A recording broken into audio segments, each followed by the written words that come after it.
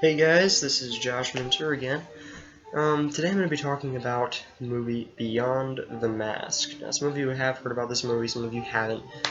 So I'm going to give just a brief synopsis of what the movie's about. Basically, the movie is about a former mercenary for the East India Trading Company who is trying to earn his way to forgiveness and the love of the woman that he loves. Okay, so first off, let's start out with the merit of this movie. How well was the movie made just as a movie? So in order to do that, I need to talk about the flaws, and you talk about the things that the movie did well. Now, the flaws in this movie were, there's a lot of things in the movie that didn't really make any sense. They were kind of confusing, and some of the other things, like some of the shots, I would have done a little bit differently. It's nothing, absolutely mind-blowing when you watch it. The different CGI and special effects and everything, they're not out of this world good or anything, but they're fairly good for, so it's done fairly well. I would say the acting in this movie is average, all the way through, except for of course John Rhys Davies is really good as always. I mean, who doesn't love John Rhys Davies? So the acting performances are good. One of the other things that they did really well is the directing was actually pretty well done as well. I really liked the way that most of it was directed. The filmography was fairly good on most of it. I think there was a few places where they could have done slow-mo. They did slow-mo, and I don't think they should have done slow-mo. But, overall, I think it was done fairly well. Yeah. One more flaw that I forgot to mention was the fight sequences didn't really work quite as well as I was hoping. It looked like the actor didn't really have any previous training in parkour or martial arts, and so it didn't really work quite as well as I hoped it would. But other than that, I think it was fairly well done. So yeah, some of the other things the movie did well is the storyline was actually really good. It wasn't like most Christian movies trying to slam the Bible down your face. It was it was a good storyline showing how this man, he wants to earn forgiveness and wants to earn the love of this woman, but he can't do it, and he's trying his hardest to do it on his own, but he just can't. And so the storyline of him discovering that forgiveness and love are both gifts offered freely by God.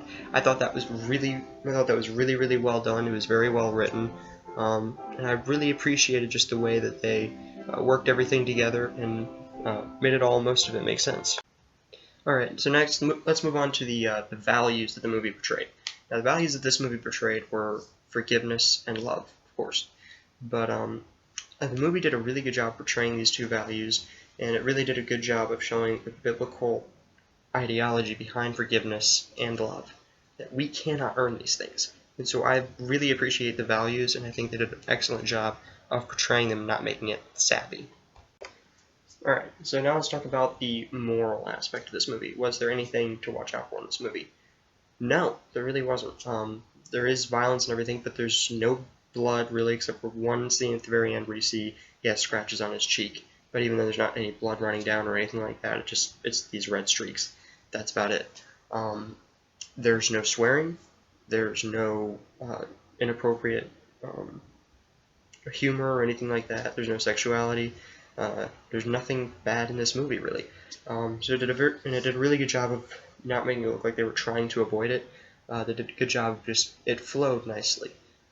So I give them props for that and making it seem realistic without putting all the junk in it.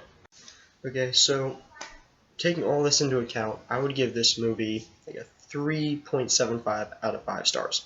It wasn't a crazy good movie. It was a solid movie, but the story was very well done. The acting was well done. The directing was for the most part well done.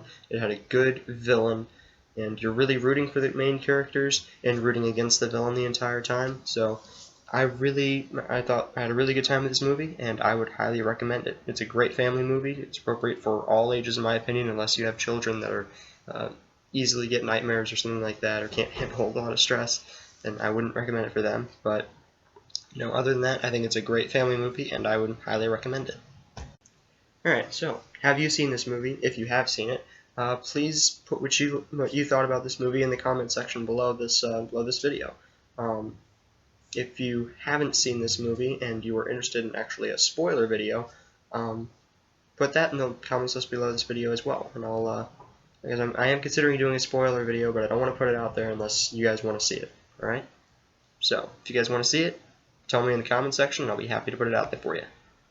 Thanks.